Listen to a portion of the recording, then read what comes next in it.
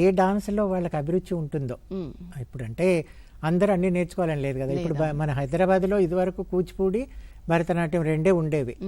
అంటే మొదట్లో ఏంటంటే ఈ ప్రాంతంలో కూచిపూడి, ఎందుకంటే ఆ కాలంలో కొంతమంది అంటే కూచిపూడిని మన తెలంగాణ ప్రాంతంలో కానీ ఆంధ్ర ప్రాంతంలో కానీ బాగా ప్రచారం చేసేవారు. ముందుగా ఏంటంటే మనకు కూచిపూడి, భరతనాట్యం మన హైదరాబాద్లో ప్రారంభించబడింది, ఇతర ప్రాంతాల్లో లేకపోయినా కూడా. తర్వాత కాలంలో ఏంటంటే కథక్ వచ్చింది. ఇప్పుడు మనకు హైదరాబాద్ కాలేజీలో కథక్, భరతనాట్యం, కూచిపూడి 3 ఉండేవి. తర్వాత ఇప్పుడు ఒడిస్సీ, మోహినియాట్టం అన్నీ అంటే ఒక కాస్మోపాలిటన్ సిటీలో ఎంతమంది అయితే ఉంటారో, ఎన్ని రకాల మంది అయితే ఉంటారో అన్ని డాన్స్ ఫామ్స్ ఇప్పుడు ఉన్నాయన్నమాట.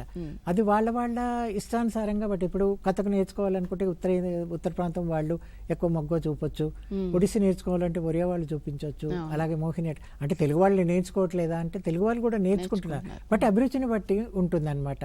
తర్వాత వాళ్ళు నేర్చుకునే గురువు, వాళ్ళు నేర్చుకునే పద్ధతి, ఇవి రెండింటిని బట్టి ఇవి వాళ్ళకి దోహదపడతాయి.